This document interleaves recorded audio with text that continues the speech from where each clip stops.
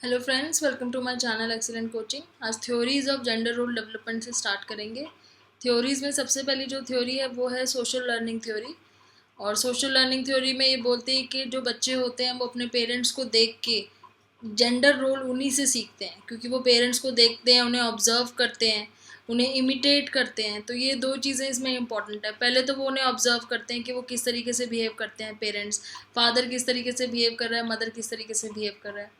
फिर उसके बाद उसको इमिटेट करने की कोशिश करते हैं। आपने देखा भी है कि छोटे बच्चे कई बार अपनी मम्मी की जो गर्ल्स होती हैं अपनी मम्मी मदर की तरह शीशे में तैयार होकर अपने आप को लिपस्टिक वेयर लाने की कोशिश करते हैं, जो छोटे टॉडलर्स होते हैं। ऐसे ही जो लड़के होते हैं वो फादर की तरह ऑफिस का बैग उठा के एक्टिंग करते हैं फादर बनने की। तो वो उसको इमिटेट करते हैं और इसी तरीके से धीरे धीरे क्या होता है, उनके जेंडर रोल की डेवलपमेंट होनी शुरू हो जाती है। तो अपने से सेम सेक्स वाले पेरेंट्स को जो बच्चे होते हैं वो ऑब्जर्व करते हैं, उनके बिहेवियर को कॉपी करने की कोशिश करते हैं। और when children imitate the appropriate gender behaviour they are reinforced. और जब ये ऐसा करते हैं तो उनको पेरेंट्स रीइंफोर्स करते हैं। रीइंफोर्स मतलब अप्रिशिएट करते हैं उनको, उनको देख के हंसते हैं, स्माइल करते हैं। जबकि अगर उल्टा करते हैं, वो मान लो अगर कोई लड़की है वो फादर की तरह बिहेव कर रही है या लड़का मदर की तरह, तो फिर उनको रीइंफोर्समेंट नहीं मिलती है, उनको डिस्करेज किया जाता है। अब इसी रीइंफोर्समेंट की वजह से धीरे धीरे उनको ये समझ में आ जाता है कि हमें किस तरीके का रोल दिखाना है। अगर मैं लड़की हूँ तो मुझे किस तरीके से अपना जो है बिहेवियर शो करना है, लड़का हूँ तो मुझे किस तरीके से बिहेवियर शो करना है। तो सोशल लर्निंग में इस तरीके से पेरेंट्स एक रोल मॉडल्स की तरह काम करते हैं। पेरेंट्स का क्या काम होता है, वो रोल मॉडल्स की तरह काम करते हैं। और older brother, sister, family friend, teacher, peer, children, ये सारे लोग ही एक तरीके से सोशलाइजिंग एजेंट्स होते हैं। सोशलाइजिंग एजेंट्स कौन होते हैं? जिनको देख के हम सोशलाइज करना सीखते हैं। तो ये सब लोग उस चीज़ में हमें हेल्प करते हैं सोशलाइज करने में और हमारे बिहेवियर को रेगुलेट करने में। प्लस टेलीविज़न और मीडिया का भी बहुत बड़ा हाथ होता है। हम उसमें भी देखते हैं कि किस तरीके से मेल और फीमेल के अलग अलग रोल्स होते हैं। तो वो सब चीज़ें, हमारी जो लर्निंग होती है हमारे अंदर ही, हमारा हम उसको ऑब्जर्व करते जा रहे हैं और धीरे धीरे लर्न करते जा रहे हैं। इसी थ्योरी को नाम दिया है सोशल लर्निंग थ्योरी। फिर आता है दूसरी एक थ्योरी है जो लर्निंग के साथ साथ हमारी कॉग्निशन को भी इन्वॉल्व करती है। ये कहती है कि लर्निंग तो होती है लेकिन उसमें कॉग्निशन का भी एक काम होता है, कॉग्निटिव डेवलपमेंट का भी रोल होता है। तो इस थ्योरी का नाम है जेंडर स्कीमा थ्योरी। तो ये पियाजे के स्कीमा वाले कॉन्सेप्ट पे बेस्ड है कि जो हमारे अंदर कुछ स्कीमास बन जाते हैं। जैसे हम किसी बर्ड को देखते हैं तो बचपन में हमारे अंदर एक स्कीमा बन जाता है कि अगर एक पर्टिकुलर चीज़ है, उसके पंख हैं और वो उड़ सकता है और वो लिविंग थिंग है तो उसे हम बर्ड कहेंगे। ऐसे ही अगर हम डॉग को देते हैं तो एक स्कीमा बन जाता है कि जो जिसकी टेल होती है, जो बाक कर सकता है, वो डॉग होता है। तो जैसे हमारे बचपन में धीरे धीरे हर चीज़ के स्कीमा बनते हैं क्योंकि हमारे लिए हर चीज़ नहीं होती है। ऐसे ही मेल और फीमेल के भी कहते हैं स्कीमा बन जाते हैं। मेल के बारे में स्कीमास बन जाते हैं, फीमेल के बारे में स्कीमास बन जाते हैं। So in the similar manner children develop a concept for boy and girl. तो उनका ये कॉन्सेप्ट होता है बॉय और गर्ल का, ये डेवलप हो जाता है कि क्योंकि वो सुनते भी हैं, सोशल लर्निंग थ्योरी भी हो रही है साथ साथ। वो सुन रहे हैं कि उनको पेरेंट्स बोल रहे हैं you are a boy, you should not cry, you are a girl, you should be smiling, इस टाइप से। तो जब वो सुनते हैं, जब वो देखते हैं कि उनको अलग अलग टाइप से कपड़े पहनाए जा रहे हैं, गर्ल को वो अपने स्कूल में देखते हैं अपने दोस्तों को कि वो लड़कियां अलग कपड़े पहनती हैं, लड़के अलग पहनते हैं, लड़कों के लिए अलग वर्डिंग्स यूज़ होते हैं, लड़कियों के लिए अलग वर्डिंग्स यूज़ होते हैं। तो वो स्कीमा बनते जाते हैं उनके माइंड में।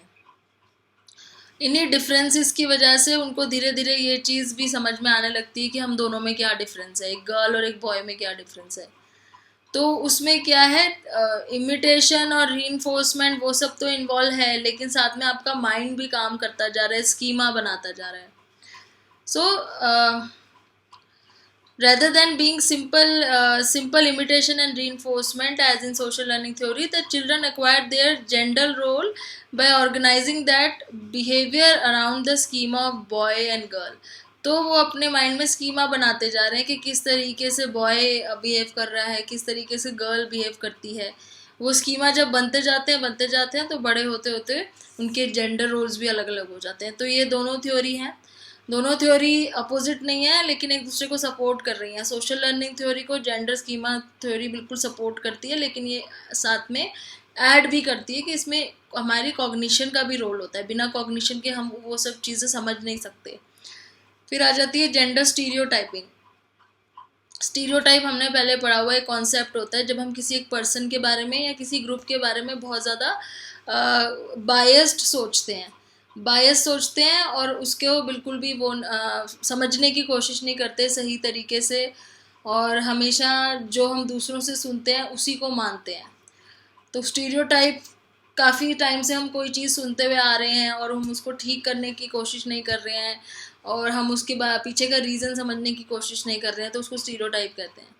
तो ऐसे ही जेंडर स्टीरियोटाइप बना हुआ है कि कोई मेल है तो उसके ऐसे करेक्टरिस्टिक्स होने चाहिए, वो इस तरीके से होना चाहिए, वो स्ट्रॉन्ग होना चाहिए, इमोशनल नहीं होना चाहिए, वो बहुत अलर्ट होना चाहिए, वो हमेशा अर्न करके लाना चाहिए। ये स्टीरियोटाइप्स बने हैं। फीमेल है तो उसको इमोशनल होना चाहिए, उसको थोड़ा सा हाउस होल्ड वर्क ज़्यादा करना चाहिए। तो ये स्टीरियोटाइप्स हैं सारे जेंडर से related.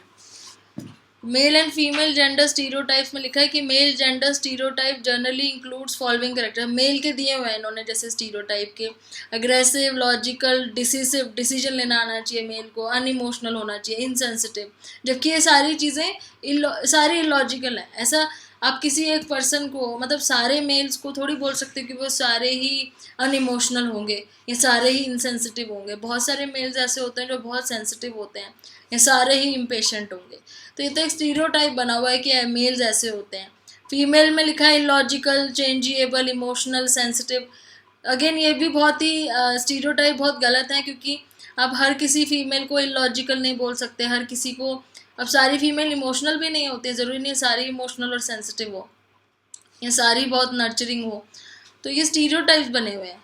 Some researcher believe that accepting stereotyping of any kind, even positive stereotype, can lead to sexism. तो क्या है, अगर हम इसमें से सपोज हम ये कहते हैं कि इसमें से नेगेटिव नेगेटिव हटा देते हैं, नेगेटिव मतलब जैसे हमने ये हटा दिया अनइमोशनल और इनसेंसिटिव, नॉन नर्चरिंग, इम्पेशेंट, हमने सारे पॉजिटिव रख लिए कि मेल लॉजिकल होते हैं, डिसिसिव होते हैं, मैकेनिकली टैलेंटेड होते हैं। सिर्फ पॉजिटिव रखोगे तो भी गलत है, क्योंकि अगर आप सिर्फ पॉजिटिव पॉजिटिव सोच रहे हो तो भी आप एक चीज़ को बढ़ावा दे रहे हो जिसको बोलते हैं सेक्सिज्म, कि आप अपने एक पर्टिकुलर सेक्स को आप बहुत पॉजिटिवली देख रहे हो। तो स्टीरियोटाइपिंग में ना तो हमें नेगेटिव एक्सेप्ट करनी है चीज़, ना पॉजिटिव। हमें एक्चुअली स्टीरियोटाइप करना ही नहीं है। सब, हर कोई अलग अलग होते हैं, सबकी पर्सनालिटी अलग अलग होती है, तो स्टीरियोटाइप करने की ज़रूरत ही नहीं है ना। हर एक पर्सन इंडिविजुअल है, यूनिक है, तो इतनी सी कैटेगरीज में उन सबको नहीं डाल सकते। In fact, some researchers claim that acceptance of positive stereotype can lead to benevolent sexism. Prejudice is more socially acceptable, but still leads to men and women being treated unequally. तो benevolent का मतलब होता है बहुत ही positive type का, बहुत ही helping type का। तो अगर आप सिर्फ पॉजिटिव पॉजिटिव चीज़ें एक्सेप्ट कर लोगे तो बेनोवेलेंट सेक्सिज्म माना जाएगा उसको भी, जो कि गलत है। मतलब इसमें भी आपको कोई एक साइड नहीं देखनी है, पॉजिटिव और नेगेटिव। तो इसलिए ताकि कोई प्रिजुडिस ना हो, ताकि कोई अनइक्वली ट्रीट ना किया जाए, मेल या फीमेल को इक्वल माना जाए, इसलिए हम बहुत ज़रूरी है कि हम स्टीरियोटाइप्स को ना माने और अपने खुद के अपने एक्सपीरियंस के ऊपर ज़्यादा भरोसा करें। आपका अगर एक्सपीरियंस है कि आपको कोई सामने वाला पर्सन जो मेल है ऐसा मिला जो बहुत ही सेंसिटिव है, तो आप उस स्टीरियोटाइप को नहीं मानोगे कि सारे कहते हैं कि मेल तो इनसेंसिटिव होते हैं। तो इसलिए अपने एक्सपीरियंस को, अपने ही जो आपने देखा है उसको मानना ज़्यादा ज़रूरी है इंस्टेड ऑफ स्टीरियोटाइप। फिर आ जाता है एंड्रोगाइनी। Psychologist Sandra Bam has developed a concept of androgyny to describe characteristics of people whose personality reflect the characteristics of both males and females regardless of gender. तो ये कह रहे हैं कि एंड्रोगाइनी एक कॉन्सेप्ट है जिसमें क्या है कि कुछ ऐसी पर्सनालिटीज़ हैं जो दोनों ही मेल और फीमेल के करेक्टरिस्टिक्स को रिफ्लेक्ट करती हैं। तो वो बहुत फ्लेक्सिबल होते हैं अपने बिहेवियर में। उनके अंदर फीमेल, जैसे अगर हम इस पर्टिकुलर कैटेगरी की बात करें तो ऐसे लोग जिनके अंदर कुछ फीमेल के करेक्टरिस्टिक्स भी दिख रहे हैं, मेल के करेक्टरिस्टिक्स, मैकेनिकली टैलेंटेड है लेकिन बहुत इमोशनल है, इस टाइप से। तो उस केस में वो बहुत फ्लेक्सिबल लोग होते हैं, वो हर जगह एडजस्ट कर जाते हैं क्योंकि उनका एक पर्टिकुलर वो नहीं है, फिक्स्ड नहीं है करेक्टरिस्टिक। और उनके पास करियर चॉइसेस भी बहुत होती हैं। वो कभी ऐसा नहीं सोचते हैं कि अगर हम ये काम करेंगे तो ये तो फीमेल वाला काम है, हम कैसे करेंगे, हम फीमेल है तो कभी वो ये नहीं सोचेगी कि अगर ये हम यहाँ इस करियर में जाऊंगी तो मेल्स करते हैं ये काम। जैसे आजकल आपको दिख रहा है कि आजकल बस ड्राइवर्स हो गए या कैब ड्राइवर्स हो गए, फीमेल्स भी करने लग गई हैं। तो इस तरह के काम में फिर करियर चॉइसेस बहुत ज़्यादा हो जाती हैं, क्योंकि उनके अंदर दोनों ही करेक्टरिस्टिक्स हैं, वो दोनों तरीके से अपने आप को एडजस्ट कर सकते हैं।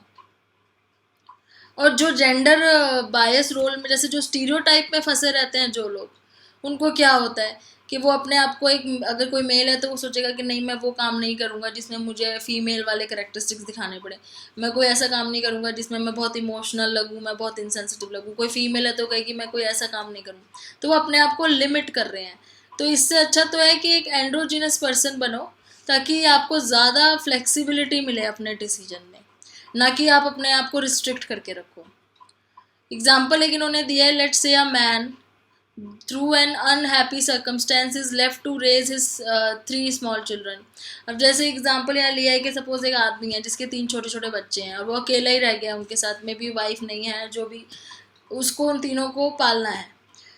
if he is a male who has brought up into a male stereotype, he has no confidence in हाँ, तो ये बहुत अच्छा एग्जाम्पल है कि सपोज उसको हमेशा से उसके बचपन में जब उसको पाला गया था उस आदमी को, तो उसको एक जेंडर स्टीरियोटाइप में पाला गया था कि तू मेल है तो तेरे को ऐसे ऐसे होना चाहिए, तेरे को केयर करनी इतनी नहीं आनी चाहिए, तेरी वाइफ को केयर करनी आनी चाहिए, तू इतना इमोशनल नहीं है। इस तरीके से उसको बचपन में सिखाया गया। और जब उसको उसके ऐसे सर्कमस्टांसिस हो गए कि उसकी वाइफ नहीं है और 3 छोटे छोटे बच्चे जिनको उसको ध्यान रखना है, इस केस में वो कितना ज़्यादा घबरा जाएगा, वो अपने आप को बिलीव ही नहीं करेगा, वो सोचेगा मेरे अंदर तो कोई एबिलिटी है ही नहीं, मैं तो बच्चे नहीं पाल सकता हूँ। तो वो क्या करेगा, फटाफट से दूसरा रिलेशनशिप ढूंढने की कोशिश करेगा। हो सकता है कोई स्टेप मदर ढूंढे, हो सकता है कि वो बच्चों को कहीं और छोड़ के आ जाए। तो उस केस में देखो वो कितना लिमिटेड हो जाता है उसको, कि क्योंकि उसके अंदर ही ये चीज़ डाल दी है कि वो रिस्ट्रिक्टेड है अपने मेल वाले रोल में, वो फीमेल वाले रोल प्ले नहीं कर सकता। सिमिलरली ट्रेडिशनल फीमेल है who is left without a husband. अब कोई ट्रेडिशनल फीमेल है, जैसे ट्रेडिशनली या फिर आजकल भी देख लो आप रूरल एरियाज़ वगैरह में फीमेल है, उनको जिनको ये सिखाया जाता है कि भाई हस्बैंड के बिना तुम नहीं अब सर्वाइव कर पाओगे। अब मान लो उसके हस्बैंड नहीं रहे हैं कल को, तो वो तो यही सोचेगी ना कि मैं नहीं सर्वाइव कर सकती, अब मैं कुछ काम नहीं कर सकती, मैं तो इंडिपेंडेंट ही नहीं हूँ, मैं कैसे करूँगी सब कुछ। तो इस तरीके से बहुत लिमिट कर देते हैं हम अपने आप को। और वही अगर एंड्रोजिनस पर्सन हो कोई, तो वो दोनों रोल्स ही बहुत इजीली कर लेगा। वो अगर वो मेल एंड्रोजिनस टाइप का होगा तो वो अपने बच्चों के साथ साथ अपना करियर दोनों एडजस्ट कर सकता है, वो देख सकता है, एटलीस्ट वो सोच सकता है ऐसा करने की। तो इसलिए बहुत ज़रूरी है कि स्टीरियोटाइपिंग से बाहर आए। फिर आते हैं gender differences. How do man differ in thinking, social behaviour and personality, कि किस तरीके से जेंडर डिफरेंसेस हमें नज़र आते हैं। सबसे पहले इन्होंने लिया है कॉग्निटिव डिफरेंसेस। कॉग्निटिव में बहुत सारे डिफरेंसेस हैं, जैसे कि इसमें लिखा है कि जब वर्बल एबिलिटीज़ का टेस्ट होता है तो मेल ज़्यादा अच्छा परफॉर्म करते हैं, और जब मैथमेटिकल स्किल का टेस्ट होता है तो फीमेल ज़्यादा अच्छा परफॉर्म करती है। मैथमेटिकल या स्पेशियल का आपको खुद से एक्सपीरियंस भी होगा आपको, कि जैसे कहीं जाने आने का रास्ता याद करना है, कोई मैप हो देख के समझना है कहाँ जाना, तो उसमें क्या होता है कि जो ज़्यादातर मेल्स बहुत जल्दी उस चीज़ को कैच कर लेते हैं। तो ऐसा देखा गया है कि क्योंकि वर्बल एबिलिटीज़ में फीमेल ज़्यादा स्कोर कर पाती हैं। Another study using MRI technology found that men listen with left hemisphere only. इसका रीज़न दिया हुआ, ऐसा क्यों है, क्योंकि जब कोई मेल है वो सुनता है तो वो सिर्फ अपने माइंड का लेफ्ट हेमिस्फीयर यूज़ करता है, जबकि जो फीमेल है वो दोनों हेमिस्फीयर यूज़ कर रही है, मतलब अपने ब्रेन का लेफ्ट और राइट दोनों साइड। तो ऑब्वियसली जब दोनों साइड यूज़ कर रही हैं तो वो ज़्यादा अच्छे से कैच कर पा रही हैं, जो बात हो रही है उसको ज़्यादा अच्छे से समझ पा रही हैं, उसको जवाब देना भी बहुत उनके लिए आसान हो रहा है, क्योंकि उनके ब्रेन की फंक्शनिंग ऐसी है, इसलिए उनकी एबिलिटीज़ में भी फ़र्क है। Early explanation of these differences in cognitive functioning involve physical difference in the way each sex use two hemisphere of the brain. ठीक है, एक तो ये वाली हो गई। दूसरी एक और रिसर्च है, strongly suggests that psychological and social issues may be more responsible for these differences. अभी कह रहे हैं कि हो सकता है कि साइकोलॉजिकल और सोशल इश्यूज जो होते हैं उसकी वजह से ये डिफरेंसेस नज़र आते हैं। इन particular the support math abilities में, जैसे बॉयज़ एंड गर्ल्स में गर्ल्स में हमेशा ये देखा गया है कि जो मैथ की प्रॉब्लम्स होती हैं उनको थोड़ा सा कॉन्फिडेंस कम होता है, और वो बायोलॉजिकल जो बायोलॉजी सब्जेक्ट है उसमें ज़्यादा बेटर काम कर पाती हैं. So that is disparity seem to be disappearing as society has begun to view to. हाँ, तो ये कह रहे हैं कि ये इसमें ये भी हो सकता है क्योंकि पहले उनको एक स्टीरियोटाइप के अंदर रखा गया था कि भाई गर्ल्स जो हैं वो मैथ में वीक होंगी, बॉयज़ बेटर होंगे, इसलिए ऐसा होता था. अब धीरे धीरे ये कम होता जा रहा है. अब ये डिफरेंस कम हो रहा है क्योंकि सोसाइटी का व्यू पॉइंट भी चेंज हो रहा है. अब हम लोगों की एक्सपेक्टेशंस भी बदल रही हैं. अब हम दोनों को बराबर तरीके से देखते हैं, तो धीरे धीरे ये डिफरेंस भी कम हो रहा है. तो एक तरीके से कह रहे हैं कि क्योंकि हम वो अपना सोशल रोल प्ले करते हैं तो हम उस तरीके से रिएक्ट करते हैं. अब जैसे जैसे हमें पता चलता जाता है कि भाई हमें इक्वल माना जाता है, तो हम कोशिश करते हैं अपनी कमियों को भी पूरा कर सकें और इक्वल हो जाएं. More evidence that the gender difference between male and female is certain cognitive areas are disappearing. तो अब थोड़ा सा डिफरेंस कम हो गया है पहले से. जब जब से दोनों के रोल्स को इक्वल माना गया है, तब से ये डिफरेंसेस भी कम होने लग गए हैं.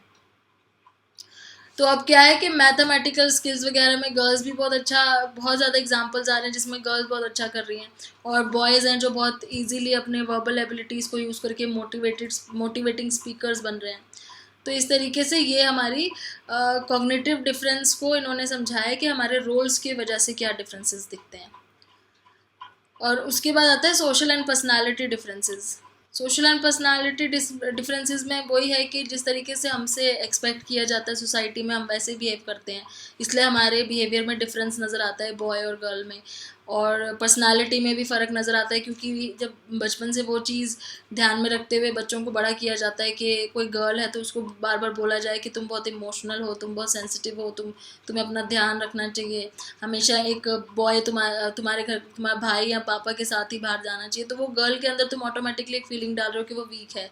बॉय के अंदर तुम एक बचपन से फीलिंग डाल रहे हो कि तू बहुत स्ट्रॉन्ग है, तू अकेले कहीं भी जा सकता है. तो वो पर्सनैलिटी डिफरेंसेस तो आप बचपन से ही उसके अंदर डाल रहे हो ना. So in communication, research suggests that when men talk to each other, they tend to talk about current events, sports and other events. This has been called a report style of communication and seems to involve switching topics frequently with attempts to dominate the conversation by certain members of the group. तो कह रहे हैं कि जैसे communication के pattern भी देखे गए हैं अगर, तो मेल जब आपस में कम्युनिकेट करते हैं तो वो किस तरह की चीज़ों पे कम्युनिकेट करते हैं. जैसे इवेंट्स, करंट इवेंट्स क्या हैं, क्या चल रहा है आजकल स्पोर्ट्स में, क्या चल रहा है, और मतलब करंट इवेंट्स क्या हैं. और इन वुमेन में क्या देखा गया है कि दे communicate revealing about their private life. अपने प्राइवेट लाइफ्स के बारे में ज़्यादा वो करते हैं क्योंकि बचपन से ये चीज़ सिखाई जा रही है कि तुम्हें तो सिंपैथी गेन करनी है, तुमको तो दूसरों की ज़रूरत पड़ेगी आगे, और इस तरीके से तुम उसके बचपन से ही वो पैटर्न डेवलप कर रहे हो. तो ये सोशल और पर्सनैलिटी डिफरेंसेस हैं. अब इसके आगे का टॉपिक हम नेक्स्ट वीडियो में डिस्कस करते हैं. Thanks for watching.